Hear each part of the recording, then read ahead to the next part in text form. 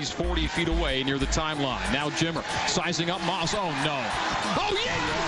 Oh, yes! Oh, no. Oh, yes. Jimmer Range is back. Alex still doesn't like the intro, but we're going to keep rolling with it. We're here. It's episode 30.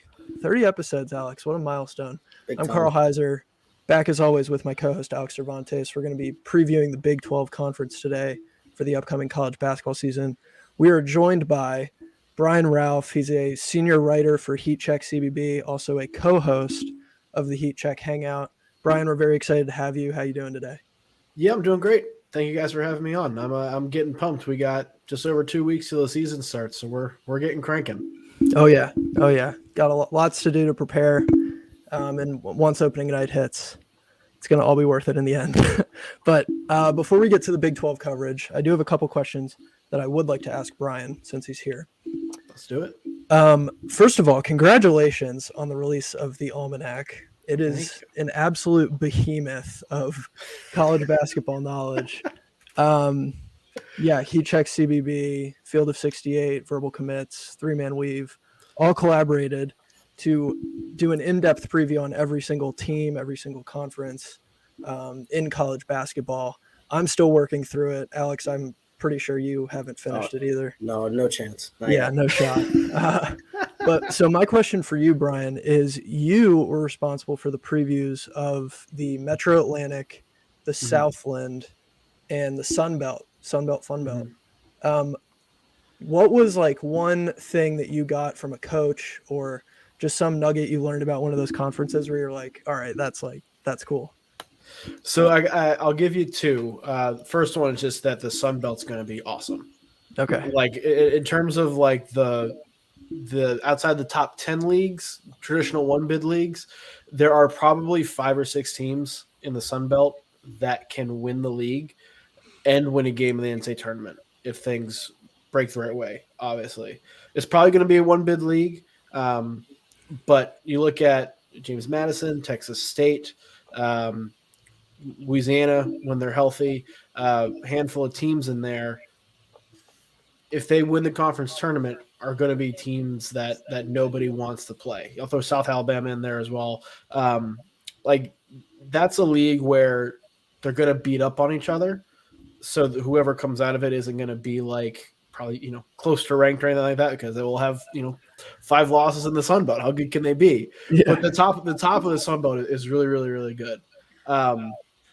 My favorite for covering the entire thing, my favorite quote from all that was from Dan D'Antoni at Marshall. Was we were talking about things they're going to do differently for the season, and he was telling me how they thought they had a chance to be really good defensively last year, so they spent a lot of time working on defense, which in a traditional D'Antoni fashion doesn't typically happen very often. So they were working on that, and he's like, and we still stunk. So I'm never going to spend time on defense again. He's like, now we'll go into the film room. We'll talk about defense, and I'll yell at you for your defense and all that stuff in the film room. Then we're going to get out in the court, and we're going to go practice offense. I'm never going to work on defense as much as we did last year again. It was a hilarious comment that it's just fitting of the persona that he has.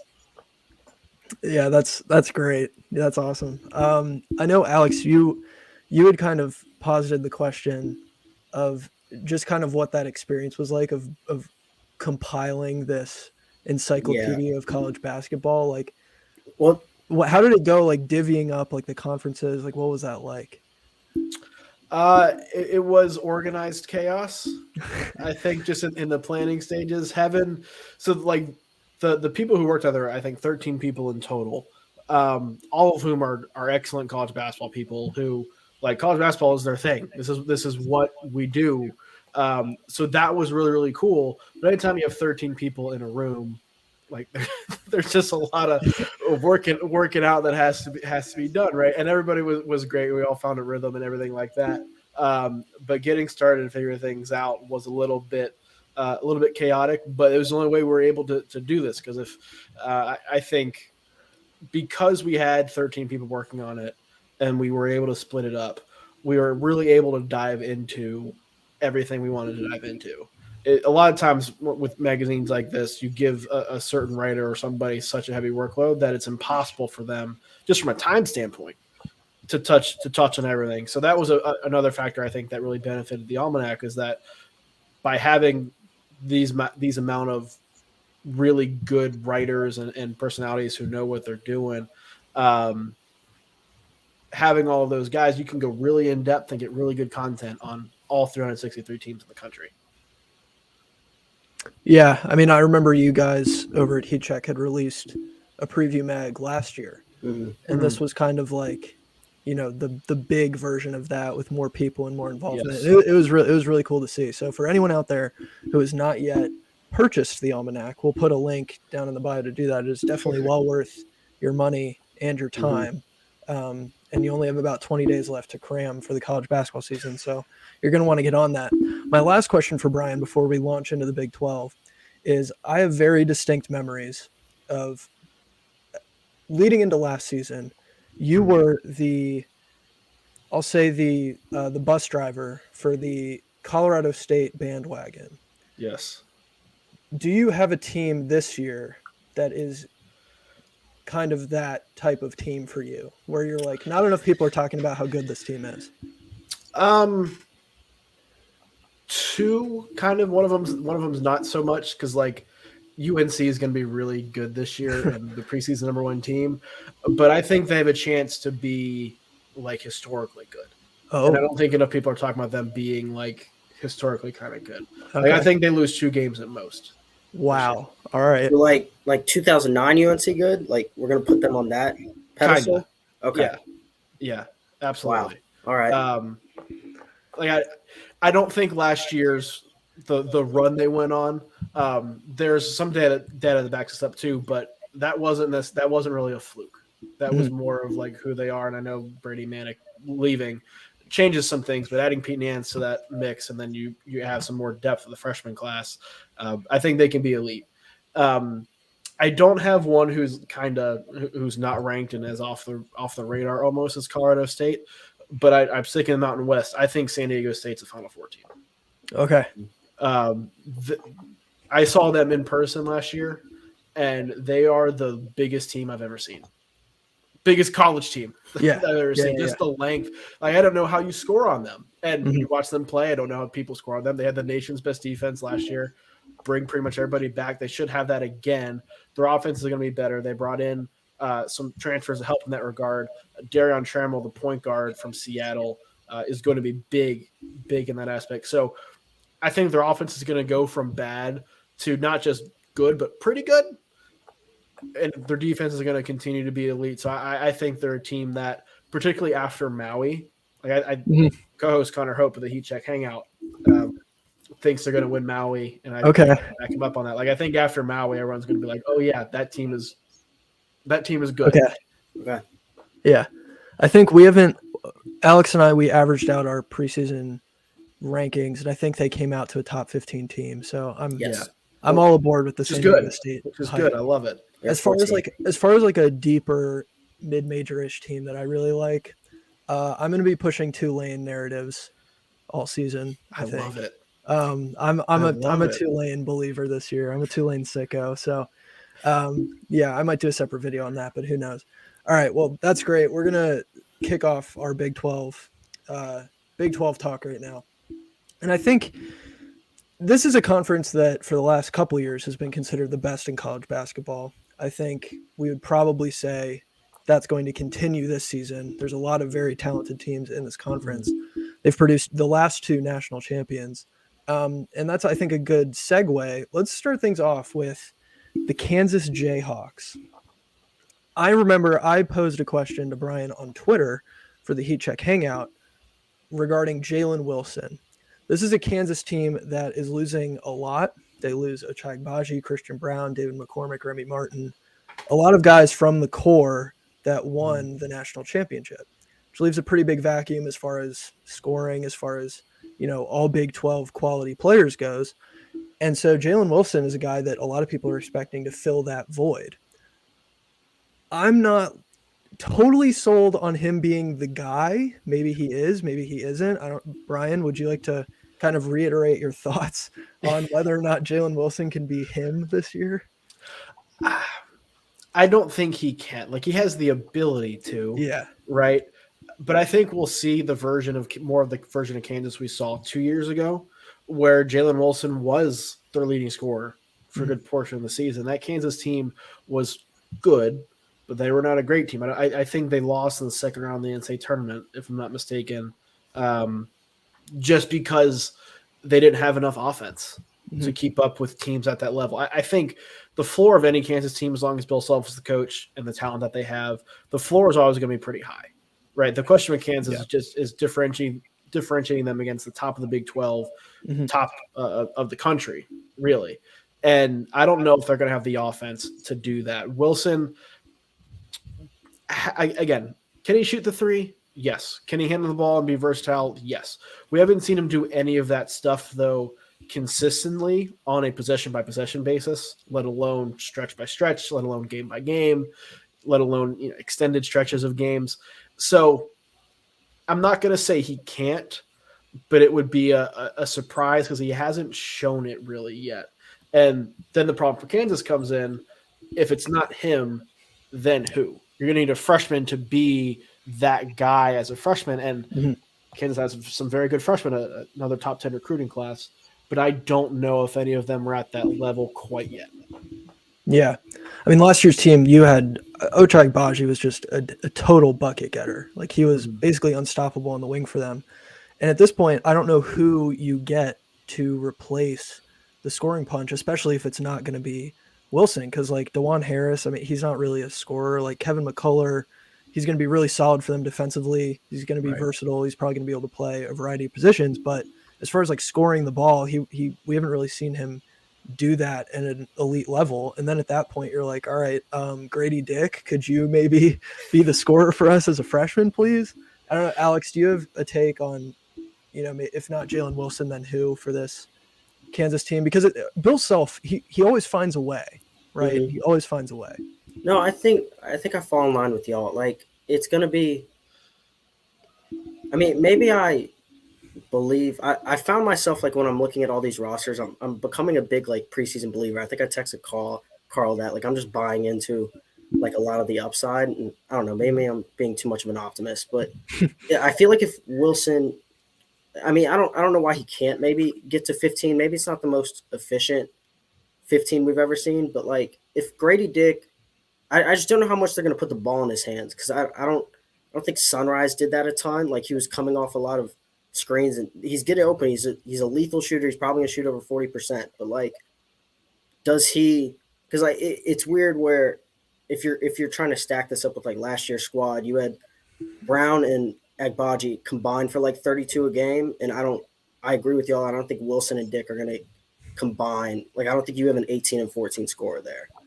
So then, like, in the front court too, is Uday as a freshman going to put up the same 10 and whatever, that 10 and 7 that McCormick put up? So yeah. I remember last year Baylor coming off their national championship. Alex and I kind of agreed that last year's Baylor squad was good enough to run it back. At least at the beginning of the season, that's what we thought. Injuries kind of derailed that, but I think it ended up holding true that they were good enough to run it back. But this year's Kansas team, I don't really see them as a team that can win a national championship. Obviously, if things break the right way, maybe they have a guy who emerges as that elite number one option.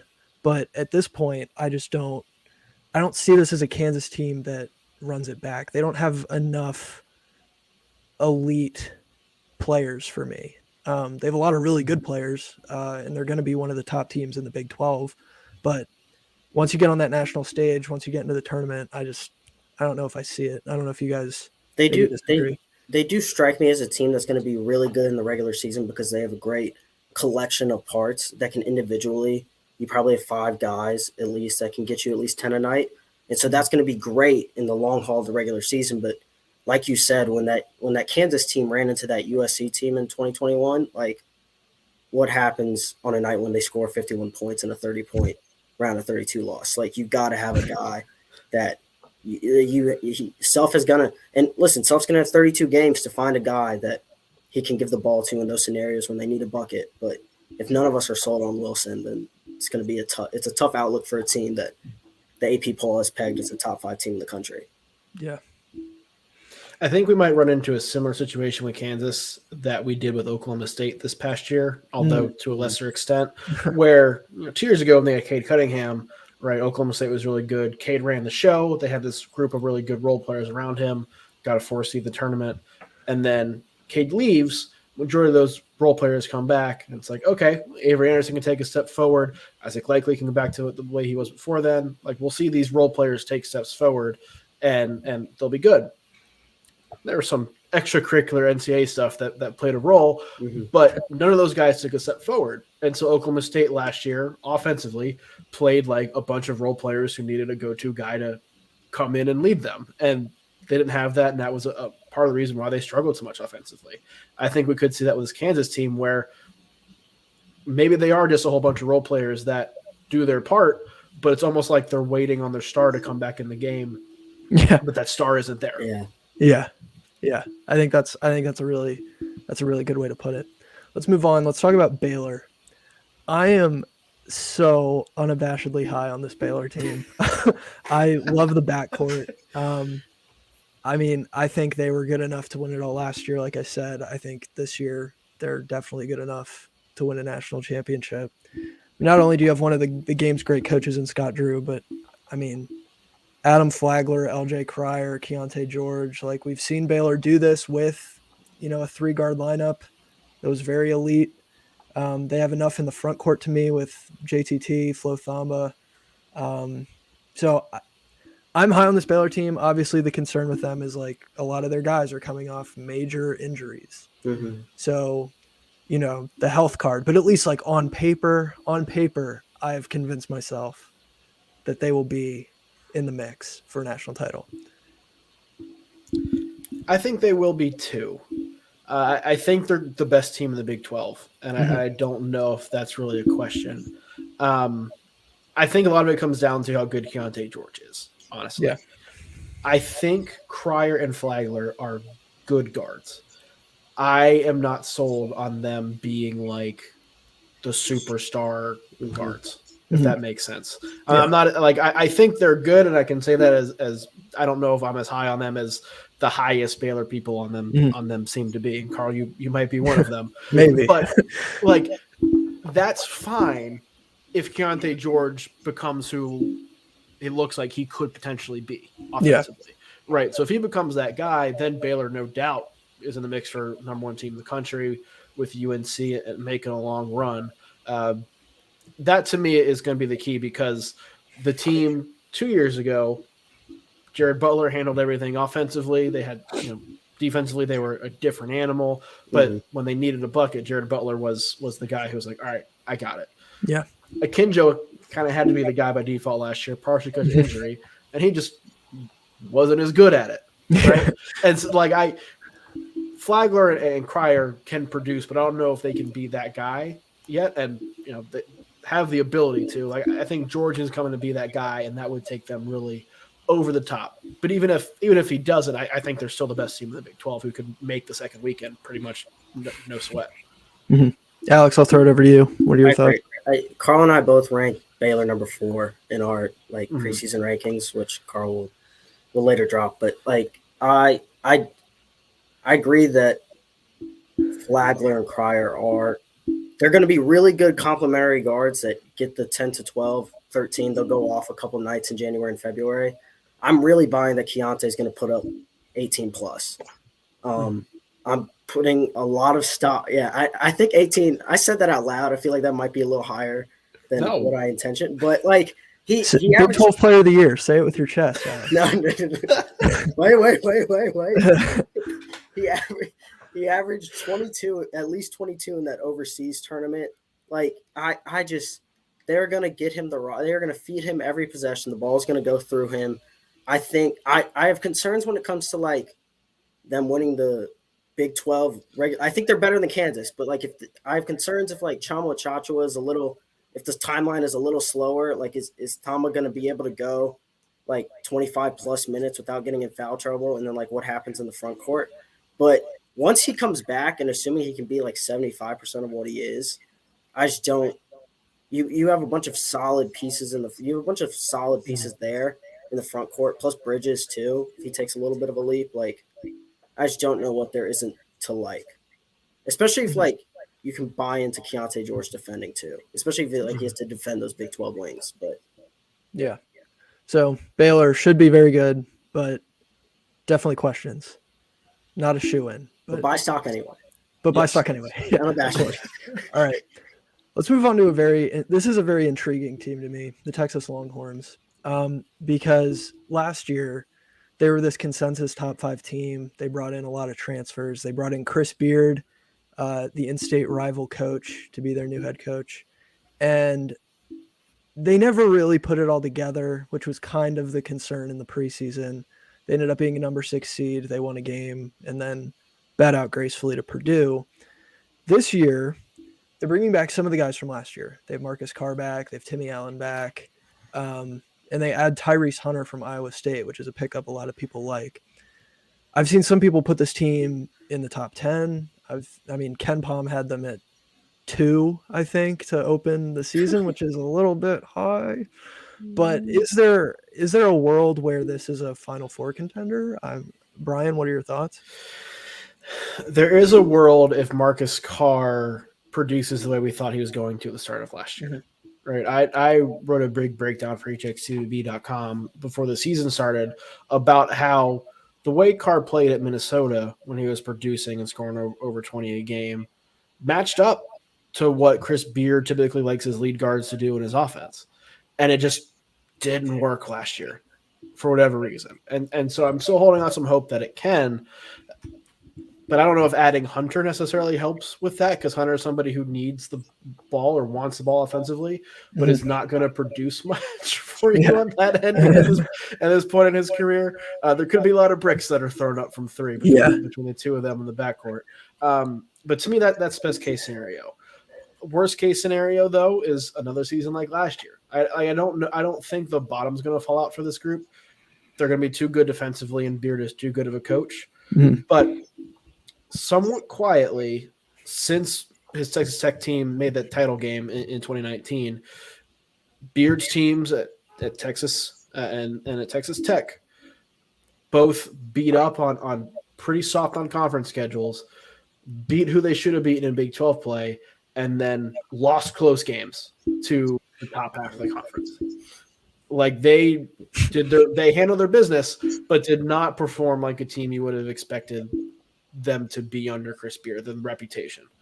Like the 6 seed and French top 25 team is kind of who Chris Beard teams have been the last 4 years.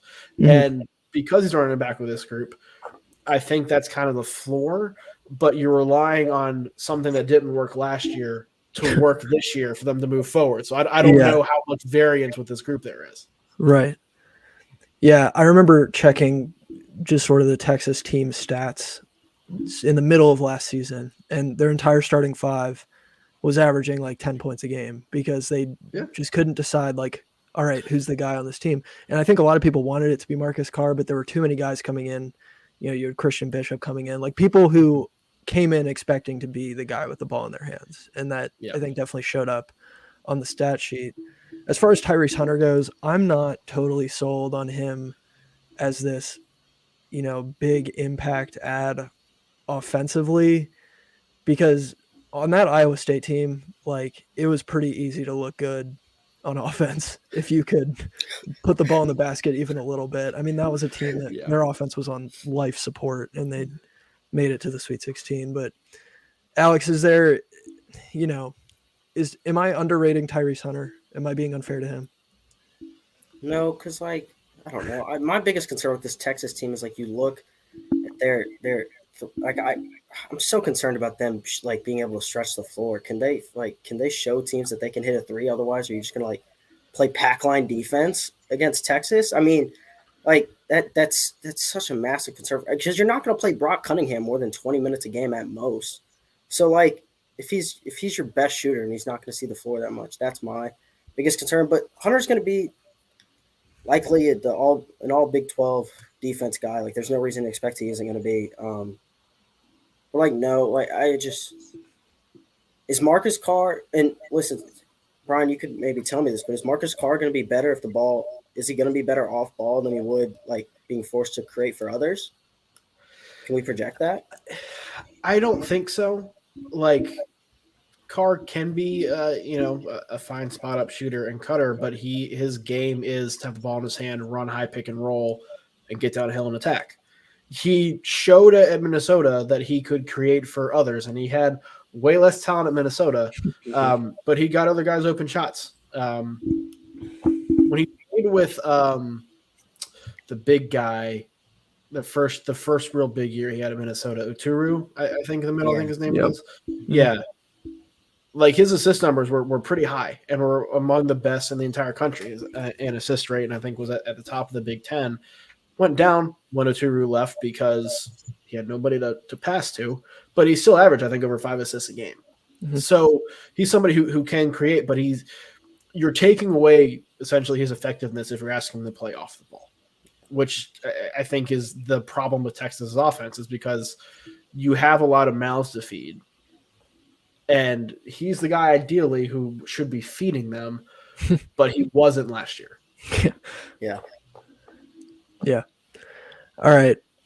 Brian, I know we're getting close to like your time, so we're gonna move on to TCU. And so if at any point, if you want to leave now or leave after TCU. Oh, I'm good for TCU. Okay. Bring me the Horned Frogs. All right, because TCU is another one of these teams that people are very high on in the preseason, and a lot of that is based on the fact that they took a number 1 seed to the wire. You're high. Okay. I'm excited for this then.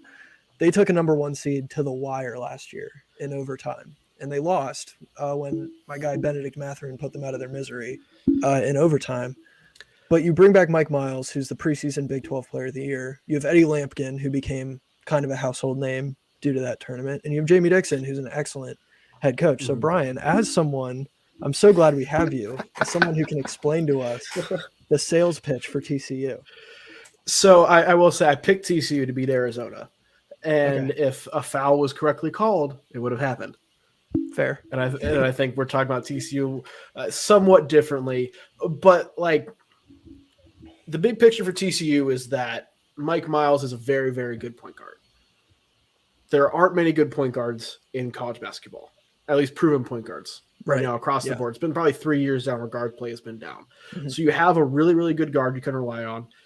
He's flawed, but showed a lot of improvement from his freshman to sophomore year. I think we'll see a decent jump at least sophomore to junior year as well. He's shown progression. So you have that.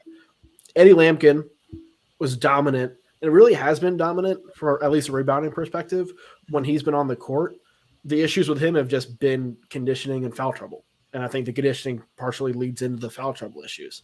They've worked on slimming him down even more. So if that's not an issue, then you have now this dominant force inside. You bring back, again, like you mentioned, pretty much everybody from that group last year who was an elite defense. There should be an elite defense again. You have good secondary scorers on that team. The negative is 3-point shooting. Mm-hmm. And that's going to keep, like, if they could shoot threes, we'd be talking about them with Baylor and Kansas as being in that top tier, right? That's the major question mark for them. But everything else, I don't necessarily think is going to be an issue. Like we've seen enough from Miles and from Lampkin to know that we can rely on them, right? Like there are some of these breakout guys we project where it's like, we kind of saw it, right? Miles and Lampkin, we kind of saw it, but there are reasons why we only kind of saw it. Mm-hmm. And those reasons can legitimately carry you forward into a more logical projection. You're not reaching as much. Mm-hmm. If like Miles was preseason player of the year in the Big 12 for a reason. The coaches and people especially that league know how good he is. So if Lampkin can stay healthy, they can just make a little bit of shots, just like a little bit of improvement from three, go from really bad to just bad. Then I think you're looking at a team that can make the second weekend, not be in the mix with Kansas and Baylor at the top, but I think could make things interesting and be a pretty solid number 3 team in the league. Mm-hmm. Yeah, I mean, to your point about Mike Miles, there aren't a lot of guys around the country that you trust at the point guard as much or more than him. And with a lot of teams, that we look at kind of across the spectrum, you're shoving a combo guard in to play point and like have to create when that's not really what they're most gifted in. But with Mike Miles, like we know that he's able to be the engine of an offense. Alex, did Brian sell you? Are you convinced on? I mean, yeah, TCU? I was buying TCU Good. beforehand, but that was a very compelling argument because, like, listen, I think to a lesser extent it kind of is. Okay, maybe this isn't an apt comparison, but you could kind of look at like TCU and UNC in terms of like the way their seasons progressed, like from 2021, like from last season. Like you can make comparisons there. One ended up as an 8 seed, the other one as a 9 seed. Like they UNC lost 10. I mean, I guess nine games if you don't count the national title. TCU lost, what was it, 12? I think.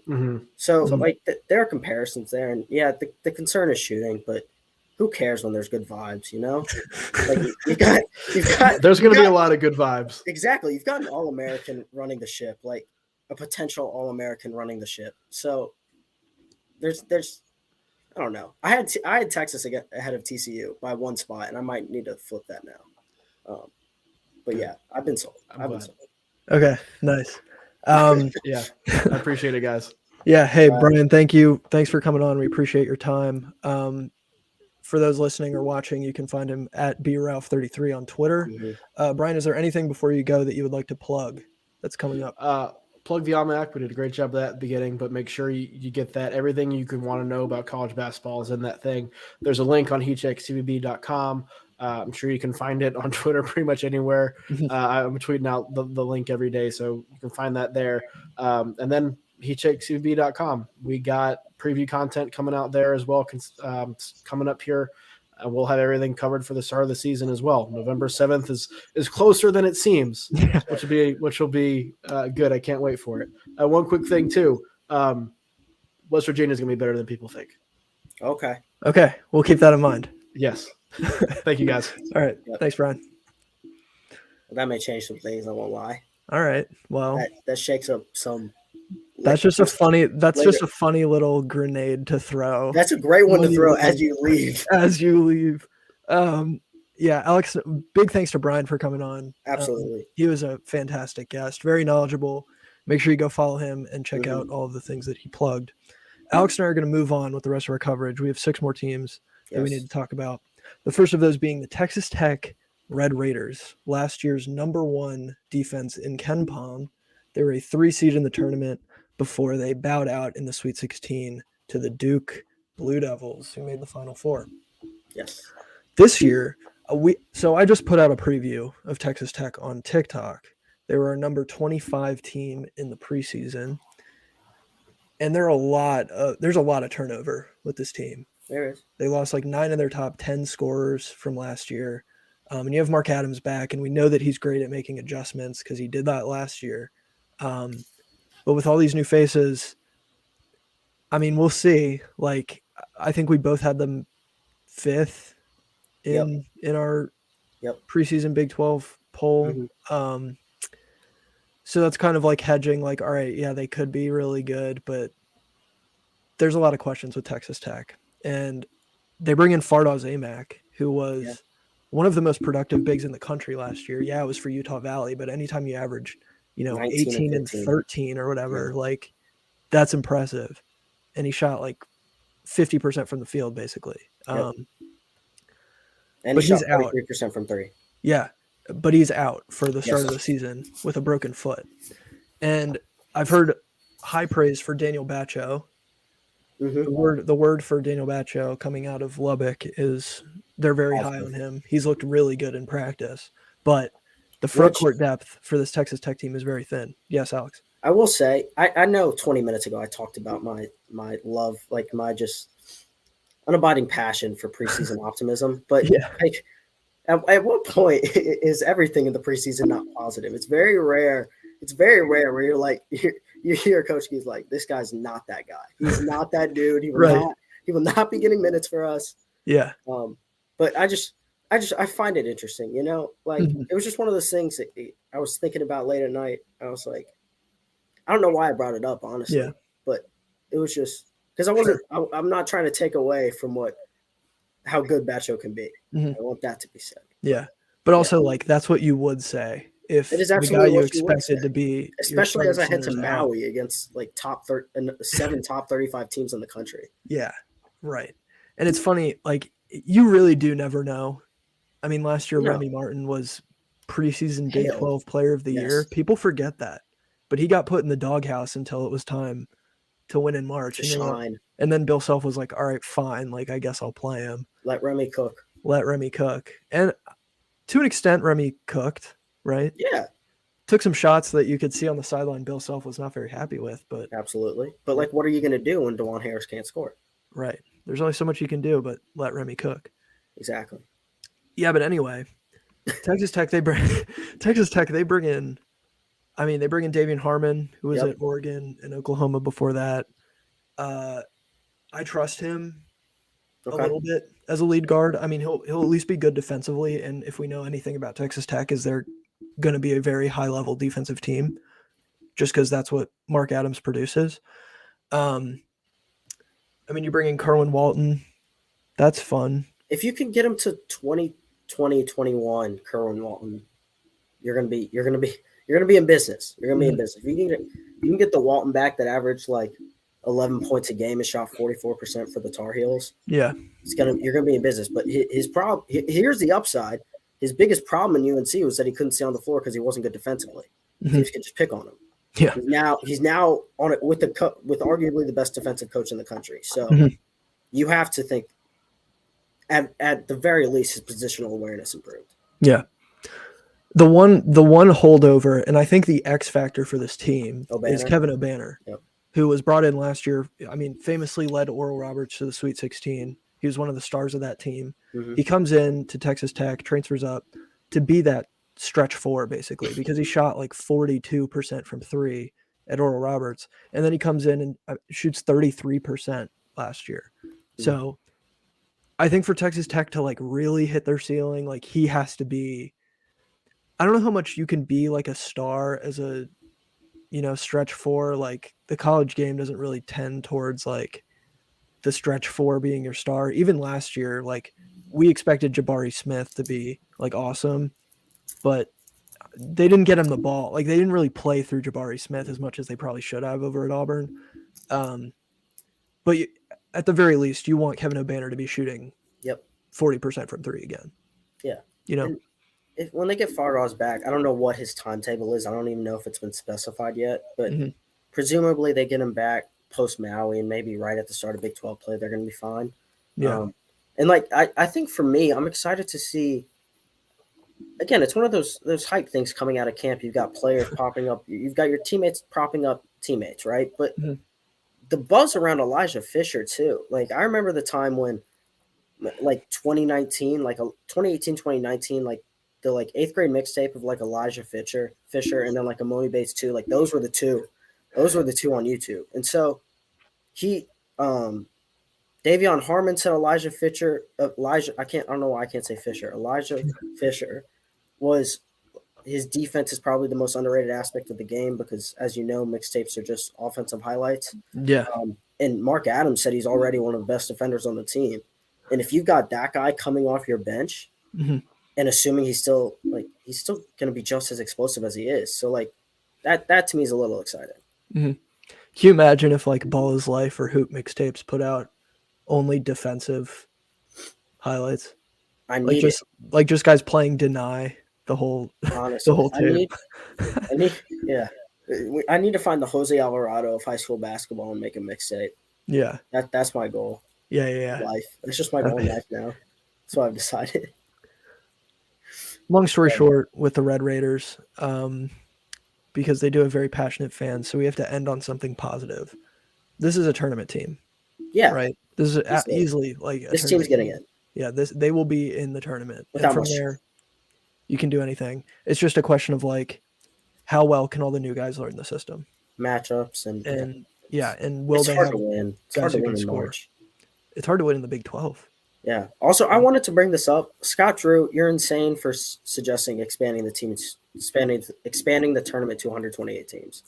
Yeah, that's. I'm believing in your team this year. I'm believing in you. I'm not believing in that sentiment. Yeah. It's not happening.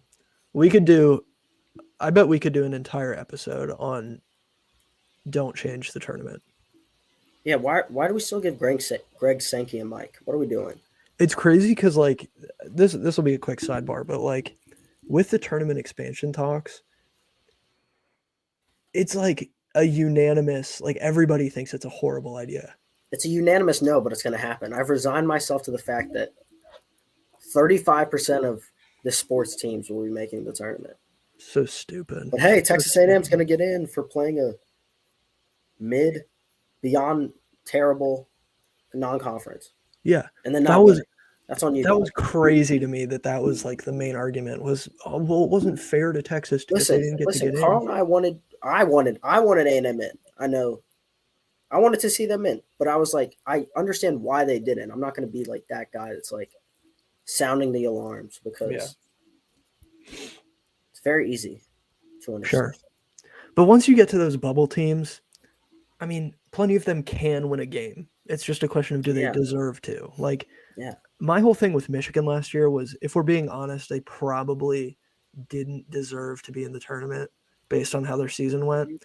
And then they made the Sweet 16. But it's like, that doesn't negate the fact that they didn't deserve to be there. Like, just because they can win 2 games, there are other teams that could have won 2 games that didn't get in. So anyway. I love March Madness, but it is a single game elimination tournament. Like, I think it was Tuck Clary said it. The amount of people that would be mad that Gonzaga, if every game was best of 3, like, the likelihood that Gonzaga wins the national championship at least once every 3 years skyrockets. Oh, absolutely. And people would not, the Gonzaga detractors would not be happy. Mm-hmm.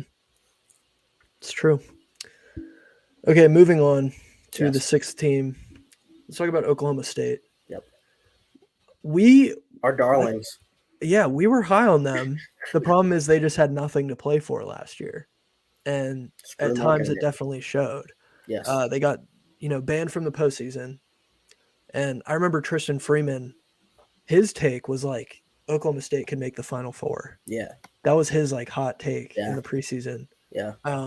Obviously didn't happen. They weren't eligible for the tournament, so it wouldn't have mattered. But they bring back like some nice pieces. I like Mike Boynton. They have Avery Anderson back, who a lot of people are projecting is a first team All Big 12 level player. Bring it back. Yeah, so I mean, plus you have Musa Cisse, who I think is my preseason pick for Defensive Player of the Year. Okay. I mean, he's going to anchor that defense down low. He's going to be swatting shots left and right. Not Osunyi? You don't think that translates from St. Bonaventure? We can get that. It's close. I don't know how much like team success necessarily matters, but I think Oklahoma State will be better than Iowa State. That's fair. So I don't know how much that, like, if you're really good defensively but you're losing all the time, then I don't know what that means for. Does that make you not? No, because that just means you're not scoring enough to me. Yeah. Right. Like if you're excellent, if your defense is keeping you in games, I'm sorry, you just need to find somebody to get you a bucket. Yeah. So I don't really know how much that factors in, but do you have thoughts on Oklahoma State and what they could? I mean, I don't know if they're like a sleeper. To me, they are just like middle of the pack. Oh, I got to no, they're not a sleep. Like it's gonna be so tough to win in this conference. And listen, they will pull off an upset against one of the top 2 teams, and we're going to be talking about it in mid-January, and we're going to blow it up, hype it up, and then they'll probably lose to West Virginia or Kansas State because all these teams in this conference can beat each other. They're going to beat each other up. So I will say I got to see John Michael Wright in person when High Point came to play Northwestern. Oh, nice. Auto bucket. Okay. Felt like they were guarding him 94 feet, and he was like they just put him in a pick and roll, and he was doing whatever he wanted. So the 18.6 points a game he averaged or whatever it was, that is not translating. He's not going to average 19. If he averages 19 in the Big 12, there's no way. Not with all the good defense. Not with all the good defense in the conference. Feel free to flip this, but like there's too much good defense for him to do that. Yeah, no chance. But it's exciting. I like that. Again, it's another like 3-guard backcourt. It's really like with Thompson and obviously Anderson and now Wright. So I like that. You gotta love a good 3-person backcourt. Sure. So I mean, why not? Secondary and tertiary ball handlers. What's there not to like? Yeah, it's a lot of fun. The thing with Oklahoma State is just they'll have the athletes. They'll be able to run. They'll be able to defend. Are they going to be able to shoot from the perimeter? And are they going to be able to limit turnovers? Gosh. And Big 12 best conference in the nation, and they just can't collectively as a grouping of 10 teams. None of them can shoot. Yeah. I mean, it's going to be a very high level defensive conference, and I mean, once again, if you kind of look at like the fact that a few of these teams like really can't shoot, I think that might make guys like Musa Cisse even more important because you're trying to get all your looks at the rim. Yep. Yep. If you have a bunch of guys who are shooting 30%, you're probably not going to want to be kicking it out there. So you're going to be looking inside. But yeah, I mean, they have enough solid pieces to be like competitive. But 11-9, right? No, not 11-9. It's not. It's an 18 game. 10-8, 9-9. That feels about right for Oklahoma State. They were 8-10 last year. Yeah, so like even with nothing to play for. Yeah, so 10-8 feels fair.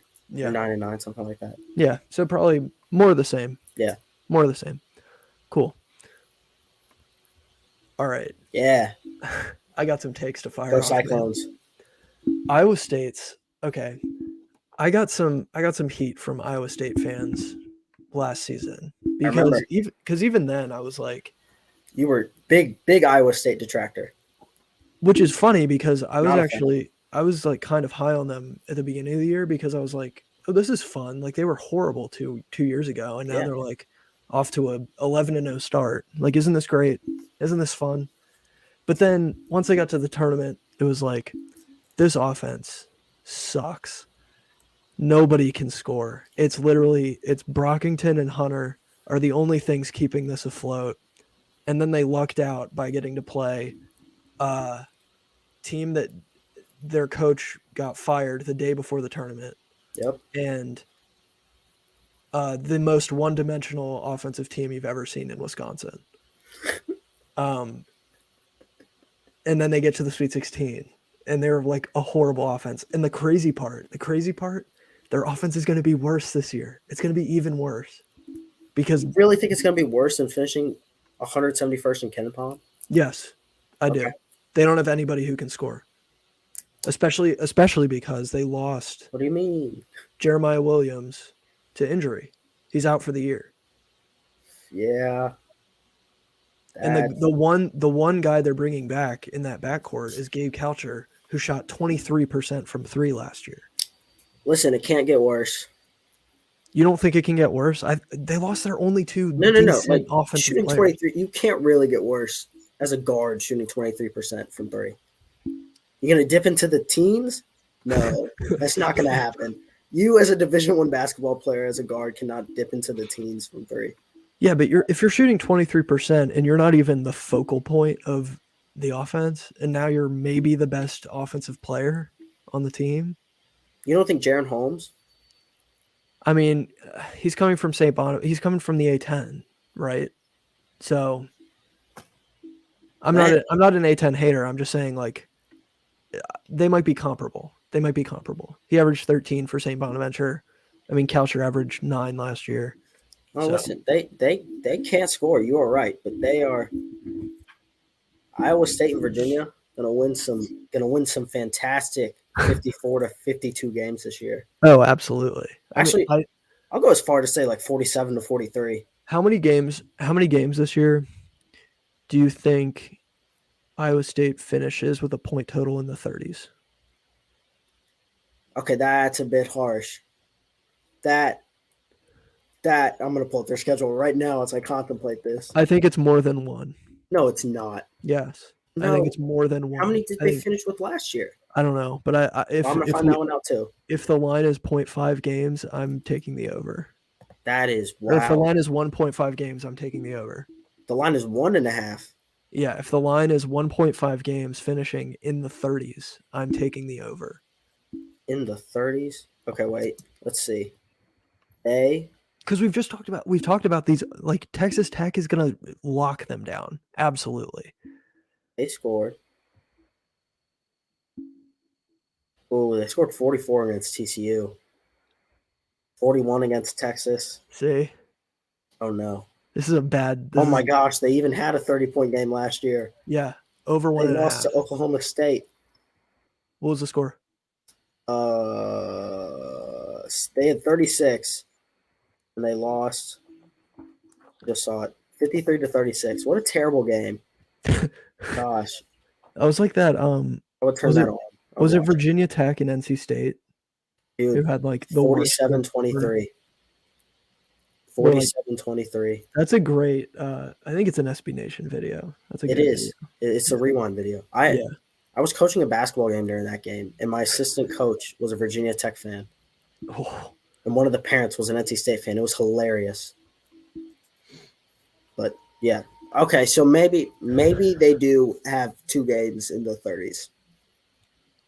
that's my take on Iowa State. I just think that's- this team, they're going to be good defensively, and that's going to keep them in games, but That's so sad. they're not going to be able to score. My gosh, I just they don't see it. Villanova. And here's the thing: there are brighter days ahead. Next year's recruiting class for Iowa State is nasty. Chef's So kiss. it is so nice. Okay, so they can deal with being awful this year because I don't think they make the tournament. I think they miss. I have them finishing like 8th in the conference. I don't think they. Ah, I don't that think was they my make the question. tournament. How many bids does this conference get? I think they get. 7? You think they get 6? I think they get 7. Yeah, I think they get 7. So I guess the cutoff for me is the next team we're going to talk about. But yeah, with Iowa State, I just don't. They don't have the juice for me. I like Osono Sunyi. I do too. I He's just want going to to be see that. he's going to be the bright spot for them. I want to see that man block 3. I want to see that man have 3 blocks a game again. Yeah. I bet it'll happen. Oh, it should. It should. No one can shoot in this conference. Let's say it again. Outside of Baylor, it's really it. Honestly, That's not a maybe Oklahoma. Baylor and Grady Dick. Yeah, Baylor and exclusively Grady Dick, Yeah. and TCU on 2 nights. Yeah. Yeah. All right. All right. Next up, the Oklahoma Sooners. I have them finishing 7th. Wow. I think. Although I might be rethinking everything with, the landmine that Brian left us with, that West Virginia might actually be okay. West Virginia, when I was reading the almanac, Bob Huggins reeled me back in with his quote, just absolutely ripping last year's team. We can talk about that later. Okay. It was hilarious. Audibly laughed. With Oklahoma, they bring in Grant Sherfield, who They do? a friend of the program, Ryan Hammer, is very high on. He had him preseason first team, I think. Wow. I think maybe second, but he definitely that's had bold. him preseason all Big 12. I'm gonna pull it up. Yeah, pull it up. I am fact checker. Because that was like he sent me the graphic that he posted just to kind of like check to make sure there weren't any like typos or like major things that he forgot. And I was like, the one thing I said was like Grant Sherfield, like that's interesting. He uses so many graphics. This is so hard to find. That was another hot take that Tristan had, was Grant Sherfield is going to win like Mountain West Player of the Year or something. All right, here it is. He And makes finished first team. third team in first team? Yeah, he makes first team. Crazy. That's crazy. I respect Ryan having a 4-guard first team, the opposite of what the Big Ten is. Mm-hmm. Love it. Yeah. Hate the Big Ten. So, all right. All right. With Grant Sherfield here, who averaged 19 a game. He was third team All Mountain West, but was kind of at the center of a just meltdown at Nevada. I mean, they just like fell apart. Chemistry was a train, like the locker room, just bad vibes, just really bad vibes. Tough to see. So maybe that's a question coming in is like, nah, is he good for the locker room? Like, if Porter Moser's got the toxicity on lock, we're good. That's kind of why I have them at 7th. Is year 2 of Porter Moser. Hmm. I think they take a jump because they finished what? They were I mean, they were 7th last year. Yeah. So maybe that's not taking a jump, but I think he can keep them there. I don't think that's crazy. Plus, you have Tanner Groves, who He's gonna be good. he's going to be good. Shot 38% from 3 last year. Assuming averaged he like 11 and assuming 5. assuming there's a little bit of an uptick because they have to play through him more this season, right? He gets to like 14 and I guess 8, right? That a good projection? You feel like 14 and 8? Yeah. And then Milos Uzan, there's a lot of hype. There's a lot of preseason hype that he can cook for them. Yeah, like they're solid. Like I don't really know. You're relying on Joe. I guess is it Bamasile? Is that how you pronounce his last name? Yeah. And Sherfield to be your guys in the backcourt. And listen, Moser can get them there. Again, this is another team. Obviously, it's the preseason. There's questions. There's holes you can poke, but I don't know. They seem Sherfield's going to be good. Like, do you think he's better than what Goldwire was for them last year? Yeah. Yes. Sherfield, yeah. I mean, he offers way more offensive upside. Yeah. I mean, I was just wondering because I know you liked Goldwire. I love Jay Gold. I think great defender. He doesn't really offer a ton offensively. That's average like 10 and 4, but which is still absurd to me. I mean, massive props to him. But I don't know. After watching him for 3 seasons, it was tough to envision him getting into double digits. Yeah. The side effect of me being so low on Iowa State is that I have to say that Oklahoma makes the tournament. Because I have the Big 12, if they get 7 bids and Oklahoma finishes 7th. Yeah. Unless we bump West Virginia all the way up. Send them. They're going. Bob Huggins is back. It's the Brian Rauf guarantee. Yeah, let's talk about West Virginia. Let's move on to West Virginia. Absolutely. Bob Huggins just inducted into the Hall of Fame. Yes. So congrats to Bob Huggins. Absolutely. Can I read the quote from the Almanac? I mean, yeah, just read the Bob Huggins again. Quote. We're plugging the Almanac almost as much as I see it on my feed on Twitter every day. Which is that was not a jab. That was just, I do see it a lot.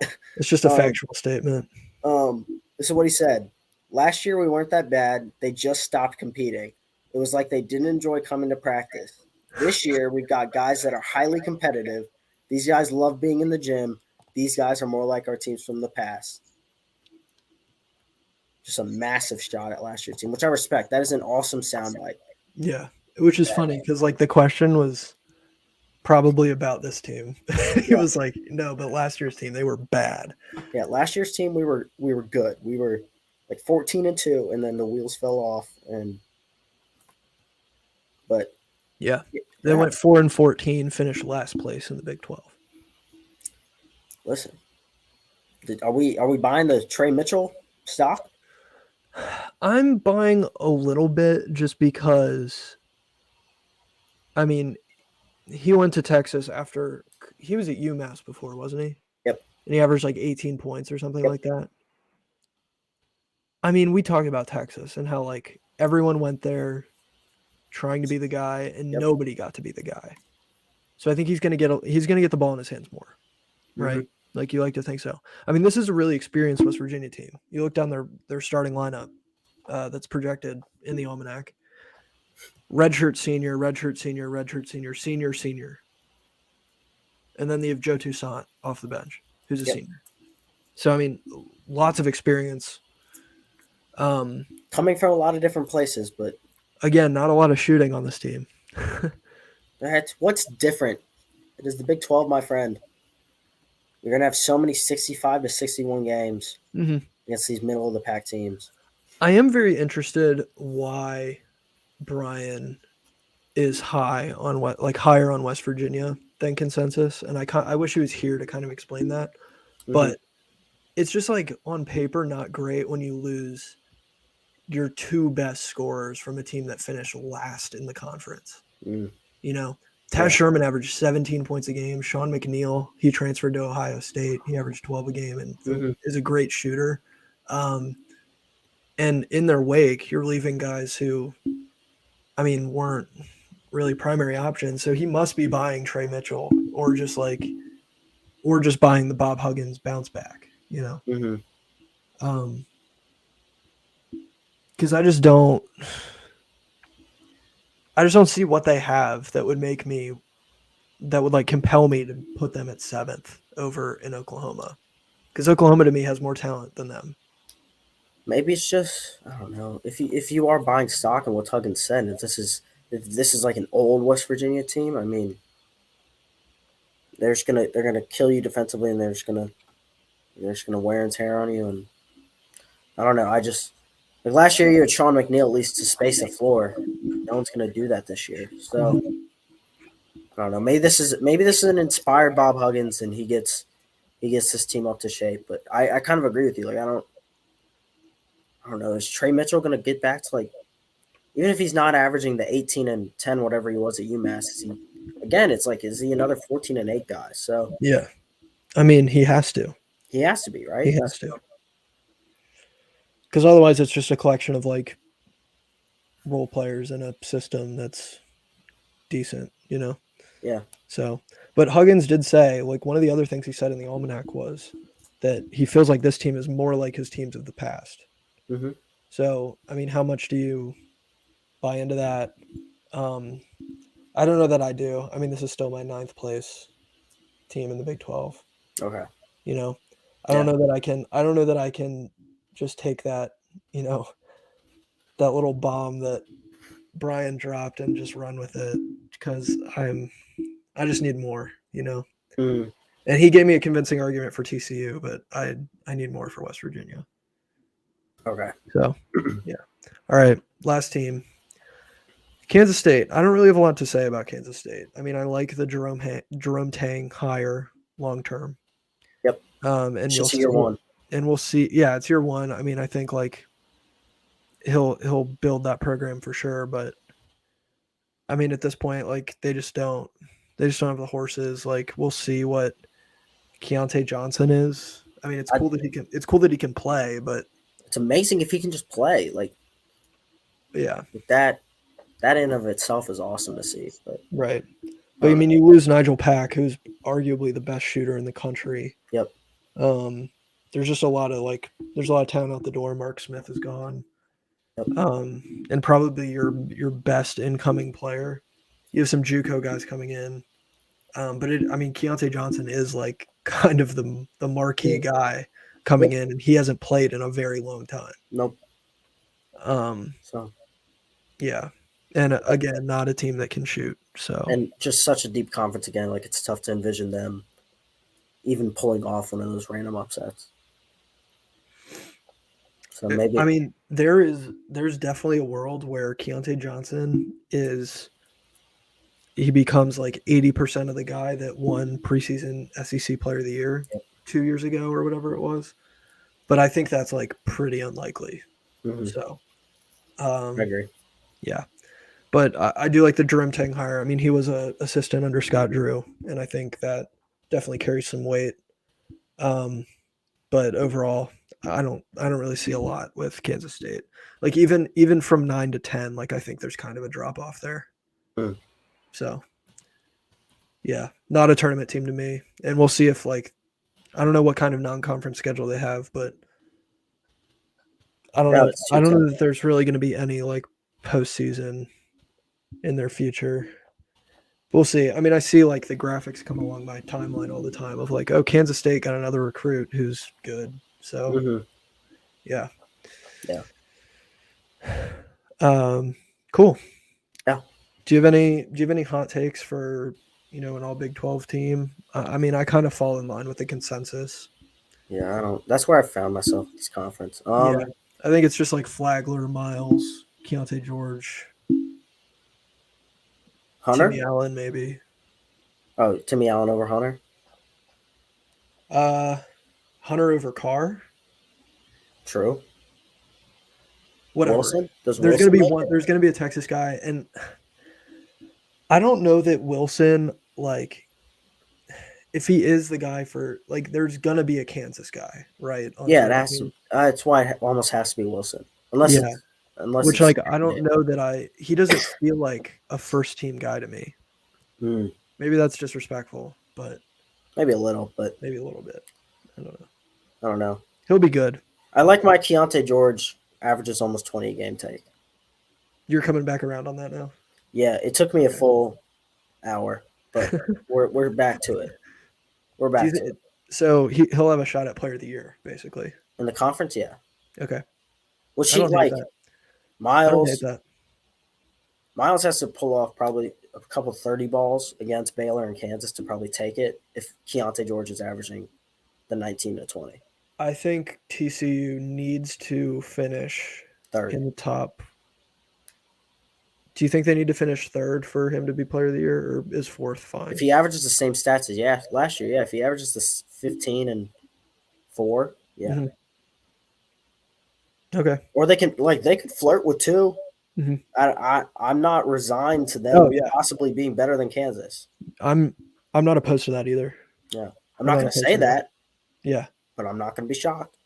But I think those are 2 for Player of the Year is Keyonte George and Mike Miles.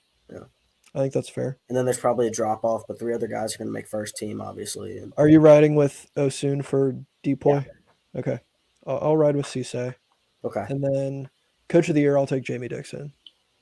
I like that take. Okay. Yep. I don't know if there's any Sixth Man of the Year. Is that a thing in this conference? Elijah Fisher.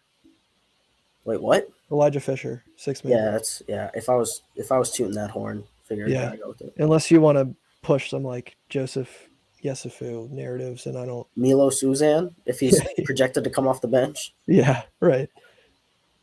All right. Yeah. Rolling through the top 10, or did we already kind of establish that? We sort of already established it, but we can reiterate. You can run through yours and then I'll run through mine. Okay. 1 Baylor, 2 Kansas. Oh, this is where 3A Texas, 3B TCU. Okay. And I'm doing that just so I don't have to switch up the order in our preseason rankings. Yeah. But because I don't want to mess with that now, The ranking is the ranking at this point. A ranking is a ranking. It doesn't matter. It's all gonna be wrong in the end, Right. One of these teams is gonna end up missing the tournament because, of course. It's true. That's my favorite segment for hot takes is pick a top 25 team to miss the tournament. Easy, UNC. No, I'm just kidding. I'm just joking. I say that as a hater. Okay. Oklahoma State. 5. What? Oh, Texas Tech at 5. Okay. Oklahoma State 6. Mm-hmm.